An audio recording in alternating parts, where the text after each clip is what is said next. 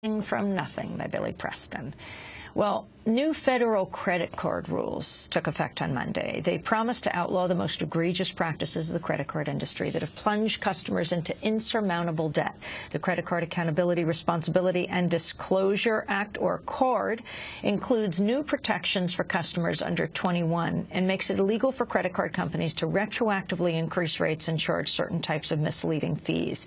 Americans pay an estimated $15 billion a year in penalty fees. President Obama welcomed the new rules, calling the CARD Act an unprecedented step in his administration's ongoing efforts to strengthen consumer protections and enact meaningful financial reform. But many credit card companies have already been trying to find ways to bypass these new rules by reinstating annual fees, cutting credit limits, and hiking interest rates. Credit card issuers established or expanded the use of at least 8 hidden charges to circumvent the rules, according to a report from the Center for Responsible Lending.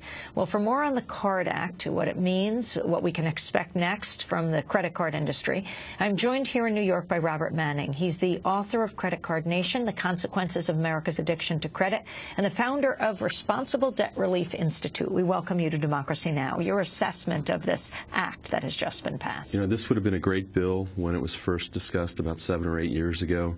But in the depths of this recession, and the fact that there is no usury law and there are not any fee caps, and the fact that the banks had 9 months to creatively increase the real cost of borrowing for most Americans that are struggling so much to pay their bills, they're going to be shocked at how limited the help is offered by the CARD Act. What do you mean? Well, it's one thing to be able to be told how long it's going to take you to pay off your bill. It's another thing to find out that your interest rate's been doubled from 15% to 29.9%. That can happen under this current act. Well, no, it's happened already in the 9 months preceding the implementation of the act. So the positive benefits are going to have to be quite a bit into the future for those people who get new card accounts or who have paid down their current balances substantially. So what do people have to watch out for now?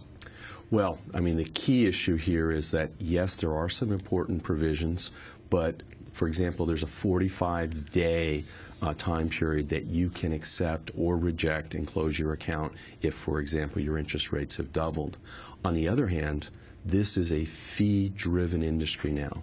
The effort to disconnect risk and lending and transfer that risk to investors means that banks make more and more of their money. As you mentioned, $15 billion in late and penalty over limit fees.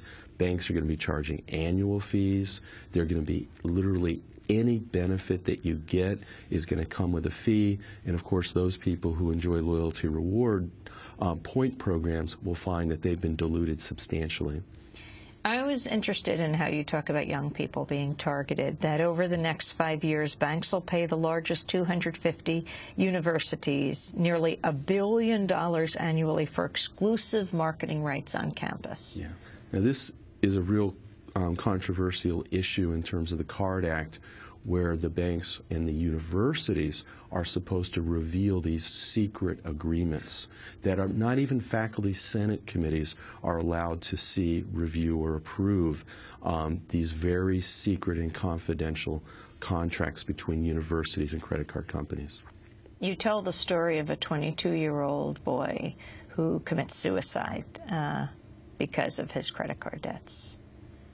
And in fact, this is really a terrible tragedy across many campuses where so many students are either taking extreme actions, such as they don't want the shame of going home, of having to drop out of school, and they literally freak out in their dorms and hang themselves. Tell us about him. In this particular case, Sean O'Donnell, Jan O'Donnell's son, he was a National Merit semifinalist, a smart guy.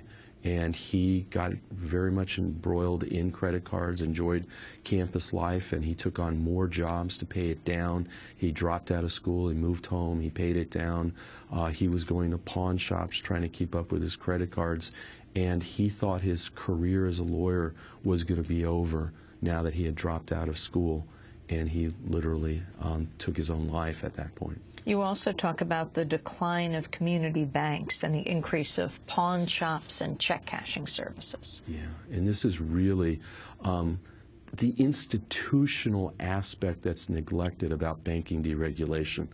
What happened with the end of Glass-Steagall laws and when Citibank, orchestrated by then Secretary of Treasury Rubin, who became Vice President of Citibank, with the merger with Travelers Group, what happened now was this cross-marketing vision of the trillion-dollar company that was too big to fail. And the objective here was to get middle and upper middle class households and bundle a wide array of services: insurance, car, auto loan, mortgages, student loans, brokerage fees, etc. As a result, it meant the more disadvantaged communities, your local community bank that didn't have access to those more profitable services, they saw their bottom line suffer sharply. They ended up essentially going into mergers. And what it's meant for people of color and lower income households is that unless they have access and the capability of buying many different services, banks closed in their neighborhoods, mergers occurred and branches were shut down, and in many cases they were replaced by a cash checking store or a pawn shop, that their lines of credit were funded by the major banks that bought out the community banks. How did Citigroup and other financial conglomerates profit from the credit card industry? Yeah, you know, it's hard to believe, but Citibank and some of the others haven't learned, because 20 years ago, Citibank was also technically insolvent and was on the verge of being regulated out of existence by federal regulators. And they put all of their resources into the credit card gold rush. And that was because the end of the federal usury law, based on a 1978 Supreme Court decision, meant that they could move their headquarters, which they did from New York to Sioux Falls, South Dakota, and literally there was no limit of what interest rate they could charge. And with that in place, and then the 96 Supreme Court decision that lifted the right of states to regulate penalty fees, that meant that there was far more money to be made lending money to people than there was making products and services. Talk about the use of credit cards over time and how the history of them, and especially how it has changed over the last 30 years. Yeah, the extraordinary issue is, if we look at the history of America's cultural attitudes towards credit and debt, is that we viewed savings as an attribute to be valued, prudence and stewardship of resources. And people in debt were viewed as people who just couldn't manage their personal finances. And Benjamin Franklin was very clear in Poor Richard's Almanac that a penny saved was a penny earned. What we saw was the major mass marketing campaign of the 80s and 90s, where the profitability of finance to consumers was far greater than lending money to big banks, that this essentially became turned on its head. And so those people who were most creditworthy were those who were least likely to want to demonstrate that they needed credit. And that's where you see the color-coded credit cards emerge. You know, the gold card, the platinum card, even the black card. These were for people that wanted to show their friends and colleagues that they didn't need credit. It was a convenience.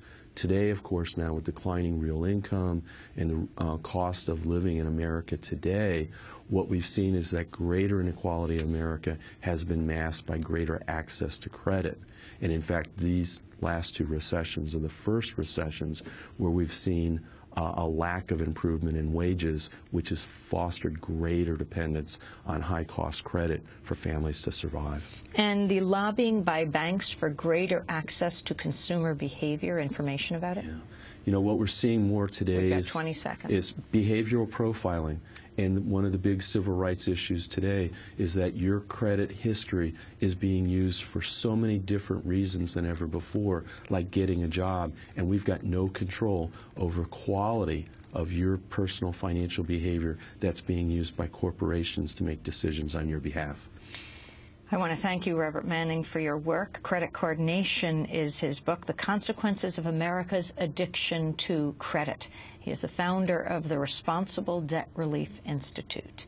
And that does it for our broadcast. If you'd like a copy, you can go to our website at democracynow.org. Democracy Now! Is produced by Mike Burke, Shrufa Dokadu, Sarah Mate, Angelique Comet, Steve Martinez, Nicole Salazar, Hani Massoud, Robbie Karen, Peter Curries, Miguel Noguera, engineer. Special thanks to Becca Staley, Julie Crosby, Karen Renucci, Nick Gilla, Hugh Grant, Samantha Chambly. I'm Amy Goodman. Thanks for joining us.